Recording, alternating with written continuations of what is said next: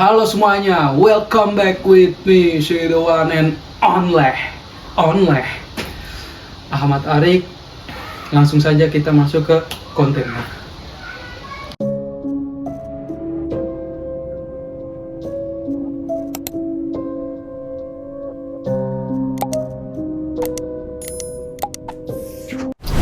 Oke guys, di video kali ini kita bakal bahas salah satu film horor terburuk lagi menurut Rotten Tomatoes nih.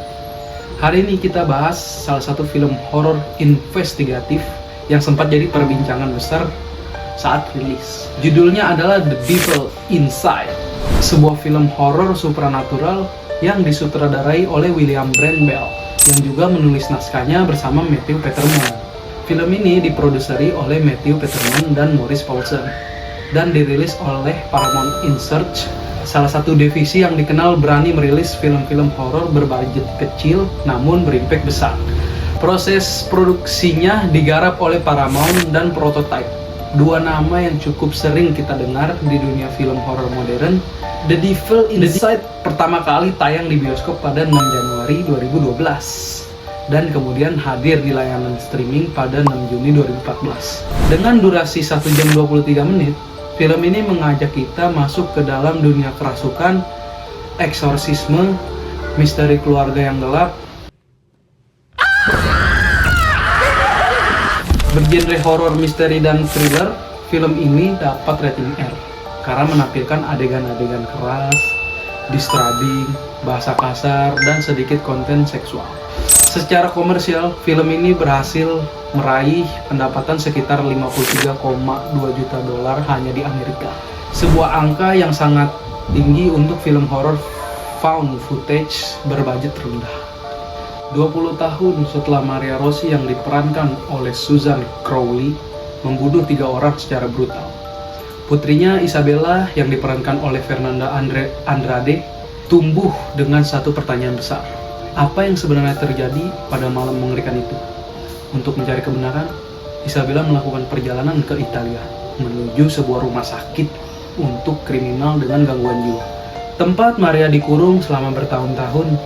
Di sanalah Isabella mencoba mengungkap apakah ibunya benar-benar mengalami gangguan mental atau justru sedang berada di bawah kendali kekuatan jahat yang jauh lebih gelap.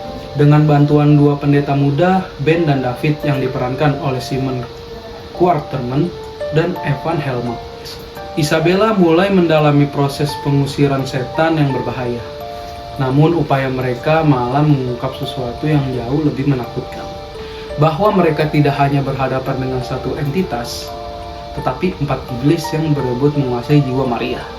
Perjalanan Isabella berubah menjadi pertarungan hidup dan mati saat ia mencoba menyelamatkan ibunya dari kekuatan yang tidak pernah ia bayangkan sebelumnya. Setelah kita bahas jalan cerita dan bagaimana film ini mencoba menghidupkan tema kerasukan dengan gaya dokumenter, sekarang saatnya melihat bagaimana para kritikus menilai The Devil Inside. Konsensus resmi dari para kritikus menyebut film ini sebagai kacau, murah, potongannya kasar, dan sama sekali tidak menakutkan. Bahkan mereka menilai film ini punya salah satu ending terburuk dalam beberapa tahun terakhir. Sesuatu yang banyak disetujui oleh para penonton juga. Salah satu kritikus yang memberikan komentarnya adalah Noah Berlatsky, seorang top kritik yang tulisannya muncul di berbagai media besar, salah satunya NBC News hingga CNN. Menurut Berlatsky, satu-satunya hal baru yang mungkin coba ditawarkan The Devil Inside dalam genre film eksorsisme hanyalah pengulangan. Ia menilai film ini tidak memberikan inovasi berarti dan terasa seperti literasi dari formula yang terlalu sering digunakan. Pendapat ini semakin memperkuat reputasi filmnya sebagai salah satu judul horor dengan penerimaan paling rendah di Rotten Tomatoes. Meskipun di sisi lain, film ini tetap mencetak pendapatan box office yang cukup besar.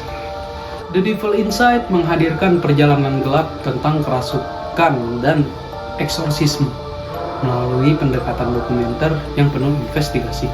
Namun di sisi lain, penerimaan kritikus justru bertolak belakang. Banyak yang menilai film ini kurang rapi, tidak menakutkan, dan berakhir dengan salah satu ending paling mengecewakan. Dengan demikian, The Devil Inside menjadi contoh film horor yang sukses menarik penonton tetapi gagal meyakinkan para pengamat film. Oke guys, segitu dulu konten hari ini. Jangan lupa like, comment, dan subscribe. Gue Ahmad Tarik signing out. Peace out man.